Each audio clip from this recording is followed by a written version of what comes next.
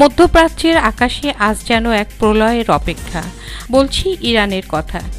Islami states of Iran আজ মাথা না নোয়ানোর সিদ্ধান্তে অটল। আজ তাদের অস্তিত্বের লড়াই, যে অস্তিত্বের নাম আয়াতুল্লাহ আল খামেনি। ইস্পাত দৃঢ়তা নিয়ে ডোনাল্ড ট্রাম্পকে বলতে পারে, আমরা কারো রক্তচক্ষুকে ভয় পাই না। আজ আমাদের একটাই লক্ষ্য, চাপিয়ে দেওয়া যুদ্ধে আমরা ইসরায়েল আমেরিকার শেষ দেখে ছাড়ব। ইরান লেবানন নয়, ইরান গাজাও নয়, ইরান সিরিয়া নয়, ইরান ইরাকও নয়, এটা ইরান। পারস্যের বুক চিরে ঢোকা কি এতটাই সহজ? যেখানে আলেকজান্ডার পর্যন্ত সম্পূর্ণ ইরান দখল করতে পারেনি, যে জাতি মহান শক্তিধর রোমান শাসক আদিলের ঘোড়ার জিনেও মাথা নত করেনি। এই জাতির শিরায় রক্ত নয়, বইছে প্রতিরোধের আগুন। যে জাতির শিশুও জানে শত্রুর কাছে মাথা নত করা মানে মৃত্যু। ইরান সম্মান ছাড়া আর কিছুই নিতে জানে না। খামেনির নেতৃত্বে গড়ে উঠেছে এক ঐতিহাসিক প্রতিরোধের প্রস্তুতি। খামেনির নেতৃত্বে যেমন মিলিশিয়া বাহিনী প্রস্তুত হচ্ছে, ইরানের রাস্তায় রাস্তায় লেখা হচ্ছে প্রতিরোধের লেখাচিত্র।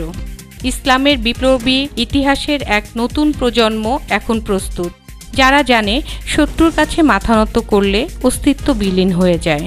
ইরানের অনেক উচ্চপদস্থ জেনারেল নিহত হওয়ার পরেও ইরান দেখাচ্ছে এখনও লড়তে জানে। ইরানের সামরিক বাহিনী প্রস্তুত। কাসেম সুলেমানির উত্তরসূরিরা তাদের রণপাত্রে অস্ত্র শানাচ্ছেন। হিজবুল্লাহ, ইয়েমেনের হুতি, ইরাকের মিলিশিয়া, সিরিয়ার প্রো ইরান ফোর্স সবাই যেন এক নিঃশব্দ ভয়ঙ্কর আদেশের অপেক্ষায়। এটা শুধু যুদ্ধ নয়, এটা আদর্শ ও আধিপত্যের লড়াই। যেখানে এক পাশে আছে ওয়াশিংটন ইস্পাতের কাঠামো, অন্য পাশে আছে মানুষের শতাব্দী পুরনো আত্মবিশ্বাস। বিশেষজ্ঞ মহলে এখন সবচেয়ে উত্তপ্ত আলোচনার বিষয়, এই যুদ্ধ কি শুধু শত্রুপক্ষে, নাকি সীমান্তের কয়েকটি এয়ার স্ট্রাইকেই সীমাবদ্ধ থাকবে, নাকি মার্কিন ইসরায়েল জোট শক্তি পারস্যের মাটি ছুঁবে।